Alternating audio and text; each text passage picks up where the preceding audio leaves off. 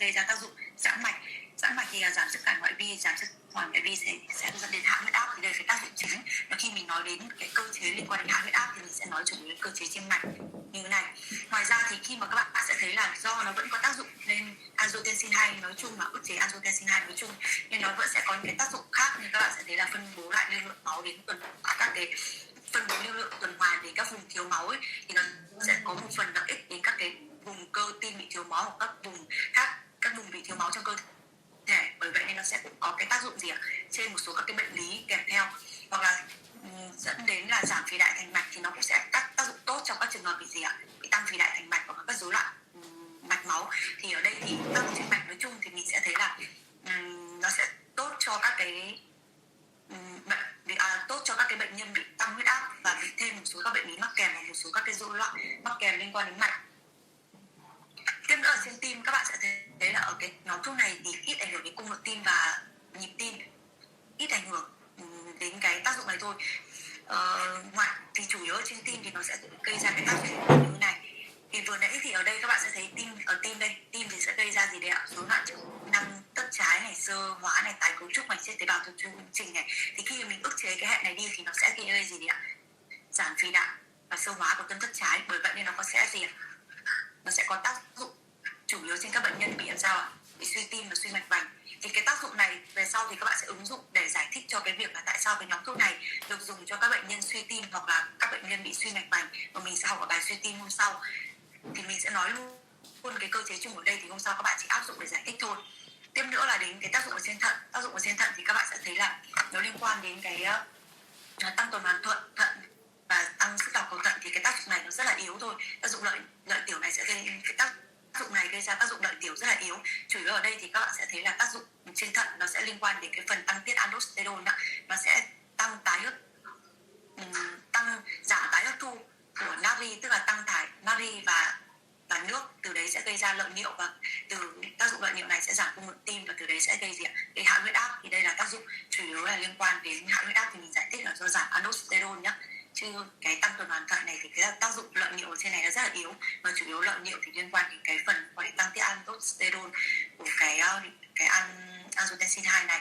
Ngoài ra thì ở đây mình nốt lại một cái chú ý liên quan đến tăng kali máu, chính là do cái giảm aldosterone này thì nó sẽ gì ạ, tăng cường tái hấp thu K cộng ấy, nó sẽ ngược chiều cái phương liên quan đến natri K cộng ấy, thì nó tăng thải natri rồi thì nó sẽ tăng cường gì ạ, tái hấp thu của K cộng, bởi vậy nó sẽ tăng kali máu và tăng thải axit uric. Thì đây là hai cái tác dụng liên quan đến ở thận.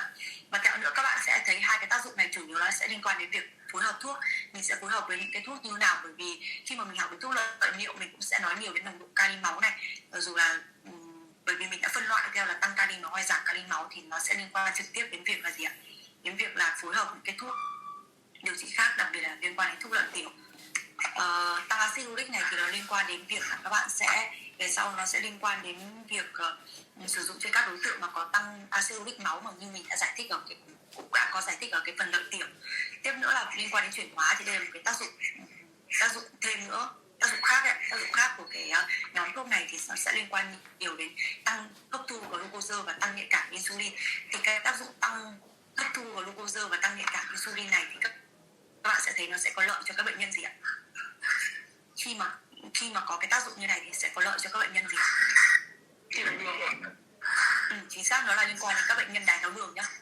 Thì khi mà mình học như này thì khi mà học chung cái tổng thể của cái tác dụng liên quan đến hệ RA như này, thì khi mình áp dụng với từng loại bệnh lý như cô nói, ví dụ mình giải thích cho tăng huyết áp thì mình giải thích nhiều liên quan đến mạch. Tuy nhiên khi mà mình nhìn tổng quan chung cái tác dụng như này thì mình sẽ thấy là gì ạ, cái thuốc này sẽ rất tốt cho các bệnh nhân gì ạ, tim bị tăng huyết áp kèm theo một số các bệnh lý khác. Như mình nói ở đây thì nó sẽ liên quan nhiều đến gì ạ, bệnh lý suy tim hoặc bệnh lý suy mạch vành. Khi mình nói đến thận ở đây, khi mình nói đến tác dụng khác ở đây thì mình nói nhiều đến phối hợp thuốc, đặc biệt là các phối hợp liên quan đến gì ạ, đến lợi tiểu. Tiếp nữa là mình liên quan đến cái phần tác dụng chuyển hóa này thì mình sẽ liên quan đến hạ huyết áp, liên quan đến các bệnh nhân mà mắc bệnh gì ạ, đái tháo đường mắc kèm nhé. Bởi vì sao, tại sao mình nói như vậy ạ? Bởi vì khi các bạn học đến tim mạch nó sẽ không đơn thuần như các thuốc, như các bạn học NSAID hoặc các bạn học đến giảm đau thần kinh ngoại vi này, giảm đau thần kinh, giảm đau ngoại vi và các bệnh lý khác, thì nó chỉ diễn ra chủ yếu là các bệnh lý đơn độc. Còn khi mà các bạn nói đến tim mạch thì các bạn sẽ nói đến các bệnh lý gì ạ, kèm theo nhiều. Liệu một bệnh nhân thêm suy tim, suy vành, hoặc là rối loạn nhịp tim, hoặc là các bệnh lý về đau thắt ngực, hoặc là các bệnh nhân cần phải bị đái tháo đường, đặc biệt đái tháo đường có nguy cơ rất cao liên quan đến bệnh lý tim mạch, hoặc là các bệnh nhân liên quan đến rối loạn lipid máu, thì tức là nó sẽ mắc rất nhiều bệnh lý. Bởi vậy khi mà mình học cái thuốc ạ, mình học cái cơ chế chung rồi và mình giải thích cho cái bệnh lý chung mà mình đang nói đến. Ngoài ra thì cái cơ chế của nó còn trên cái cơ quan, những cái tác động khác nữa. Bởi vậy nên khi mình giải thích trên một cái bệnh nhân, tức là khi mà cá thể hóa điều trị ạ, các bạn điều trị trên một cái bệnh nhân thì mình cần phải nhìn tổng thể và tác dụng của nó nhé, chứ không nhìn phiến diện. Tức là không nhìn, ví dụ khi mỗi lần nhắc đến tăng huyết áp thì các bạn ví dụ chỉ nói đến là giãn mạch hạ huyết áp, thì mình chỉ nói khi mà mình ví dụ trả lời cho những câu hỏi liên quan đến dược lý, hoặc là kiểm tra hoặc là test liên quan đến dược lý thôi. Còn khi mà các bạn áp dụng trên điều trị thì các bạn nhìn tổng thể một cái bức tranh liên quan đến thuốc như thế này thì các bạn sẽ áp dụng được ở trên lâm sàng. Và đồng thời khi mà các bạn học được tổng thể như thế này, các bạn sẽ giải thích được cái phần liên quan đến các cái hướng dẫn điều trị ấy. Tại sao khi mà bệnh nhân mà mắc các bệnh lý mắc kèm như thế này thì mình lại dùng loại thuốc này chứ không phải dùng loại thuốc kia, mặc dù nó đều có tác dụng hạ huyết áp nhá. Thì đấy là cái lý do tại sao mà mình học như thế này ạ. Rồi ở đây thì mình có cái nhóm thuốc liên quan đến renin thì rất là khá là rõ ràng rồi. Khá là rõ ràng thì nó ức chế trực tiếp vào sự giải phóng của renin, thì nó ức chế trên cái con đường đầu tiên liên quan đến giải phóng renin như vậy. Nhưng tuy nhiên thì ở đây người ta hai cái nhóm thuốc dùng nhiều hơn trên lâm sàng là nhóm thuốc chẹn thụ thể AT1, kháng thụ thể AT1 và nhóm thuốc ức chế men chuyển. Thì hai cái nhóm thuốc này dùng rất là nhiều trên lâm sàng và người ta thấy rằng là cái tác dụng của nó hầu như là giống hệt nhau. Các bạn sẽ thấy hầu như tác dụng của nó sẽ giống hệt nhau như thế này, 4 cái tác dụng mình vừa nói ở trên. Tuy nhiên thì các bạn lưu ý với cô một cái nữa là cái nhánh mà cô nói thêm liên quan đến bradykinin ạ, thì các bạn sẽ thấy với cái nhánh này thì nó sẽ chỉ liên quan đến cái enzyme gì ạ, enzyme chuyển ở đây thôi, nó không liên quan đến cái nhánh dưới này, nó chỉ kết thúc ở trên này thì nó đã đi xong cái con đường bên này rồi, thì nó sẽ không liên quan đến cái receptor AT1 ở dưới này nữa. Bởi vậy đây là sự khác nhau duy nhất giữa cái nhóm thuốc ức chế men chuyển và nhóm thuốc kháng thụ thể AT1. Thì với khi mà các bạn sẽ thấy là nó thêm một cái nhánh này nữa, thực ra nó cũng có thêm một cái phần liên quan đến tác dụng giãn mạch ở đây, hạ huyết áp ở đây. Tuy nhiên về mặt lâm sàng ấy, người ta thấy rằng là cái tác dụng liên quan đến hạ huyết áp của hai cái nhóm thuốc này là hầu như là tương đương nhau về hiệu quả hạ huyết áp. Nó chỉ khác nhau mỗi một cái liên quan đến tích lũy bradykinin ở đây thôi. Khi mà mình ức chế men chuyển thì bradykinin sẽ không giáng hóa được, bởi vậy nó tăng cường tích lũy bradykinin. Thì người ta nhắc nhiều đến cái con đường này khi mà người ta nhắc đến gì ạ, tác dụng phụ thôi nhá. Còn chủ yếu khi mà nó nói đến về phần hiệu quả trên lâm sàng cũng như hiệu quả về mặt hạ huyết áp ấy ạ, thì nó sẽ giống nhau giữa hai cái nhóm thuốc này. Và mình chỉ học thêm một cái nốt này nữa ở bên cái nhánh này thì các bạn sẽ học để về sau giải thích về phần cơ chế tác dụng không mong muốn liên quan đến bradykinin. Rồi cái giảm phì đại thất của cái thuốc này thì mình chủ yếu là sau mình nói đến cái phần liên quan đến suy tim mà nhiều thì hôm sau suy tim mình sẽ lập lại cái bảng này. Thì cái nhóm thuốc này thì người ta thấy rằng là cái tác dụng phì đại thất của cái nhóm thuốc này rất là mạnh nhất trong số các nhóm thuốc mà mình học luôn. Thì cái này nó sẽ liên quan nhiều đến cái phần thuốc ở sau nhiều hơn, thì mình sẽ nhắc lại nó. Rồi đấy là liên quan đến phần cơ chế và liên quan đến phần tác dụng nhá, mình đã giải thích cho mọi người rồi. Thì các bạn cứ chỉ cần học tập trung vào cái con đường liên quan đến RA bên này và thêm một cái nhánh nữa liên quan đến tích lũy bradykinin ở bên này. Còn cái tác dụng mà liên quan đến angiotensin thì các bạn đọc thêm để hiểu rõ hơn về phần cơ chế tổng quát nói chung nhá. Rồi về dược động học này, dược động học ở đây các bạn lưu ý, nếu mà các bạn hết lớp dược đấy, các bạn sẽ được học thêm một cái môn nữa, môn hóa dược, thì các bạn được học rất sâu về mặt tức là cấu trúc của cái thuốc này. Thì các bạn sẽ thấy là do cái về mặt cấu trúc ấy nên các thuốc này chủ yếu là tiền thuốc, nó là tiền thuốc, tức là vào trong, khi mà nhắc đến cái chữ tiền thuốc ấy thì các bạn sẽ thấy là khi mà vào trong cơ thể thì nó mới chuyển hóa thành dạng có hoạt tính nhá. Thì vào trong cơ thể nó có thể chuyển hóa bất cứ vị trí nào để tạo thành các chất có hoạt tính. Thì cái nhóm thuốc mà liên quan đến ức chế men chuyển ấy, thì chủ yếu nó sẽ là tiền thuốc, trừ hai cái loại này, trừ hai cái loại là captopril và lisinopril. Thì tại sao lại phải nói đến là nó là tiền thuốc? Bởi vì sao ạ? Cái này tiền thuốc thì nó chuyển hóa tại gan để tạo thành chất có hoạt tính. Bởi vậy nên là sao ạ? Với những cái người bệnh mà bị suy gan nặng ấy ạ, thì làm sao ạ? Thì cái enzyme gan thì người ta thấy rằng cái hệ thống enzyme ở đây sẽ hoạt hóa không tốt. Bởi vậy nên là khi mà với các bệnh nhân bị suy gan ấy, thì người ta ưu tiên dùng với cái thuốc gì ạ? Không phải là tiền thuốc, đó là hai đại diện là captopril và lisinopril. Thì đây chính là cái ứng dụng tại sao mình nói đến cái chữ tiền thuốc ở đây. Mình không cần quan tâm đến phần cấu trúc như thế nào nhé, mà mình chỉ cần quan tâm đến ứng dụng của nó, tại sao lại nói đến tiền thuốc thôi. Thì nó ứng dụng chủ yếu trên các cái đối tượng liên quan đến chuyển hóa thuốc tạo thành dạng hoạt tính, đó là đối tượng chủ yếu liên quan đến bệnh lý gan, là suy gan, chủ yếu là suy gan nặng thôi nhá. Còn những cái chức năng gan ví dụ bình thường là chỉ cần suy gan mức độ nhẹ thì các bạn hoàn toàn có thể lựa chọn bất cứ cái đại diện nào.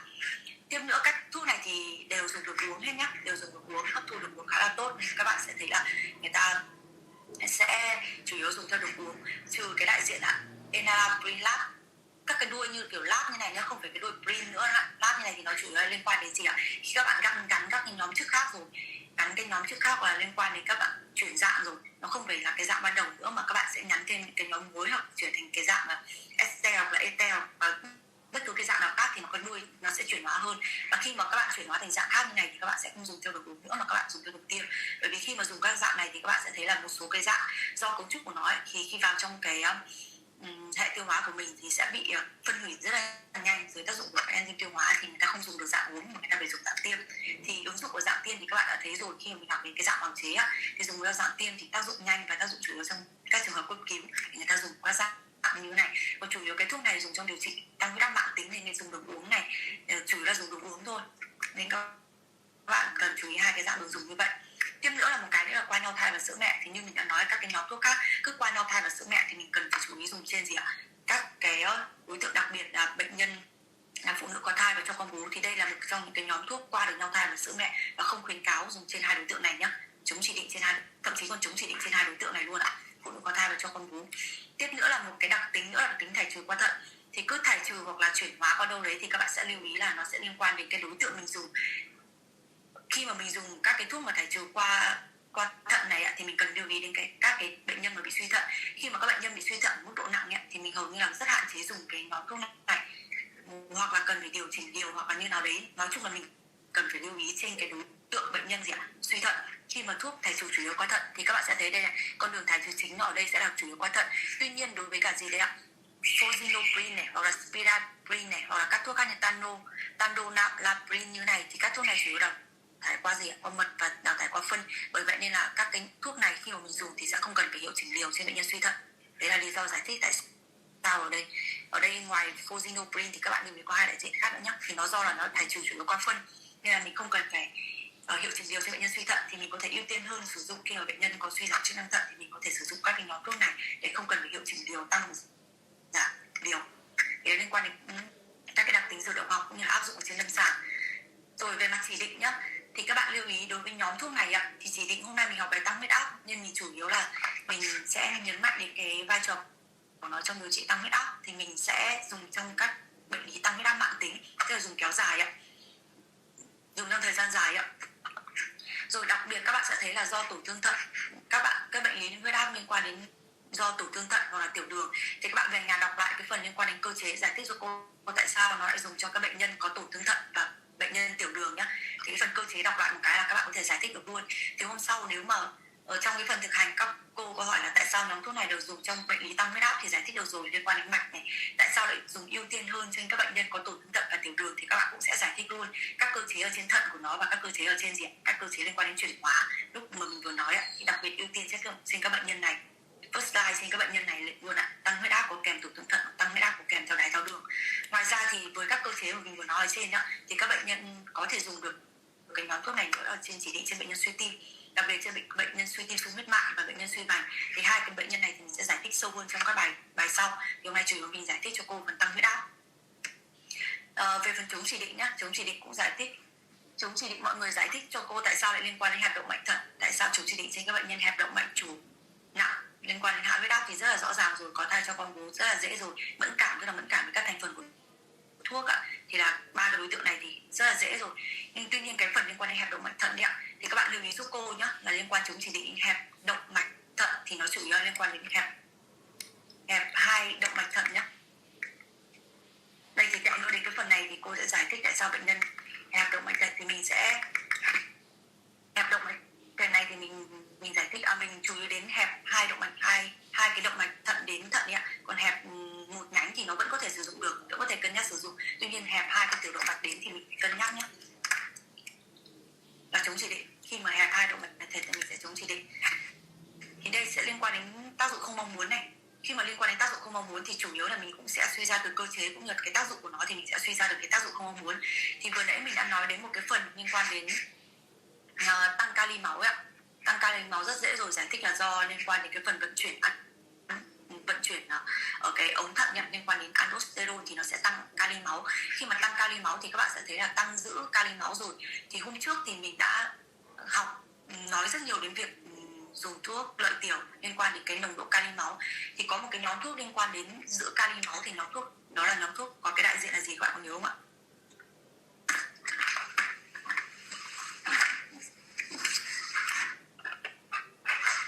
Lợi tiểu giữ kali ạ. Cái nhóm thuốc lợi tiểu giữ kali ạ. Kháng aldosterone ạ. Đúng rồi, lợi tiểu kháng aldosterone ạ, spironolactone ạ, thì chính là nhóm lợi tiểu giữ kali. Thì mình thì ở đấy thì mình suy ra luôn là không kết hợp với lợi tiểu giữ kali nhá, bởi vì nó cùng tăng cái tác dụng phụ là tăng tác dụng phụ tăng giữ kali. Vậy thì suy ra ngược lại là gì ạ? Hoàn toàn có thể phối hợp với các thuốc lợi tiểu gì ạ? Giảm kali máu nhá. Tất cả các thuốc lợi tiểu ở phía trên ạ, liên quan đến nào là ức chế enzyme CA này, lợi tiểu quai hay lợi tiểu thiazid, đặc biệt là lợi tiểu thiazid, tẹo nữa mình sẽ giải thích. Thì đây là một trong cái kết hợp rất phổ biến ở trên lâm sàng để dùng cho các thuốc dùng cho các bệnh nhân có bệnh tim mạch nói chung và liên quan đến tăng huyết áp nói riêng nhé. Thì đây chính là cái giải thích tại sao, một phần giải thích tại sao là mình tác dụng với kết hợp với các thuốc lợi tiểu ở nhóm gì ạ? Tăng thải kali máu nhá. Và ngoài ra thì đối với khi mà mình không kết hợp ạ, thì khi mà nó dùng cái thuốc này nói riêng thì các bạn sẽ thấy là nó sẽ tăng kali máu. Bởi vậy nên là cái việc mà theo dõi nồng độ kali máu rất quan trọng, bởi vì khi mà tăng hoặc giảm nồng độ kali máu thì nó sẽ liên quan đến biến cố tim mạch rất là nhiều mà. Nên là khi mà các bạn dùng thuốc ở trên lâm sàng, người ta sẽ thấy là các bạn sẽ thấy là nó dùng rất là thận trọng, dùng thận trọng với nhóm thuốc này và phải theo dõi khá là nhiều. Và khi mà nếu mà xét nghiệm cái nồng độ kali máu mà nó có tăng nhá, thì tăng hoặc giảm theo, bởi vì nó phụ thuộc vào liều mà, tăng hoặc giảm thì các bạn cần phải lưu ý để nếu mà cần thì có thể phải bổ sung kali, hoặc không thì cần phải hạ liều đi để giảm thiểu cái tác dụng không mong muốn liên quan đến tăng kali máu như thế này. Tiếp nữa liên quan đến tác dụng hạ huyết áp, đặc biệt là hạ huyết áp liều đầu, thì liên quan chủ yếu là cái tác dụng giãn mạch của nó thì sẽ liên quan đến chủ yếu là hạ huyết áp liều đầu. Thì cái này cần phải lưu ý khi mà các bạn đọc các guideline thì người ta thường thấy là người ta nốt lại cho các bạn là gì ạ? Khi mà dùng cái liều đầu cần phải theo dõi các bệnh nhân, đặc biệt là ví dụ nó có các cái tác dụng hạ huyết áp liều đầu, nó sẽ gây ra các tác dụng như là chóng mặt này, hoặc là các cái tác dụng liên quan đến, nhìn chung là nó sẽ gây ra một số các cái biểu hiện chủ yếu liên quan đến chóng mặt, hoặc là bị vì thế nên tức là không thể di chuyển được, tức là không thể đi lại được bình thường ấy. Nó sẽ liên quan đến các cái tác dụng phụ khi mà mình dùng ở liều đầu như thế này. Bởi vậy nên người ta khuyến cáo là khi mà dùng liều đầu cái thuốc này cần phải theo dõi chặt chẽ những cái biểu hiện như vậy để có thể báo lại, một là mình tăng hoặc giảm liều, hoặc là mình hoặc là mình sẽ không đi lại nhiều, hoặc là khuyến cáo cho bệnh nhân không đi lại nhiều này. Với khi mà dùng liều đầu ấy thì để theo dõi, để sau đấy thì có cái hiệu chỉnh liều phù hợp. Tiếp nữa liên quan đến thận, vừa nãy các bạn đã biết rồi, thì nó sẽ gây gì ạ? Giảm mức lọc cầu thận và có thể gây ra suy thận cấp, và nó xảy ra nhiều. Thực ra cái tác dụng phụ này nó không xảy ra quá nhiều đâu, nó chỉ vừa nãy mình đã nói rồi, cái tác dụng này của nó lợi tiểu liên quan đến giảm mức lọc cầu thận này nó rất là yếu. Tuy nhiên nó xảy ra nhiều trên các đối tượng bệnh nhân hẹp động mạch thận nhé. Hẹp động mạch thận thì mình đã nói rồi, chủ yếu là hẹp động mạch thận hai bên, các bạn đã thấy rồi. Hẹp động mạch thận hai bên thì mình mới, tức là một là chống chỉ định, hai là mình mới thận trọng nhiều thôi. Còn hẹp động mạch thận một bên thì thực tế thì mình vẫn có thể sử dụng và cần phải theo dõi chặt chẽ hơn thôi. Đây thì người ta đã theo dõi chức năng thận là chủ yếu. Đây mình giải thích qua cho các bạn để các bạn có thể thấy là tại sao khi mà mình hẹp động mạch thận hai bên ấy, hai bên thì mình sẽ thận trọng.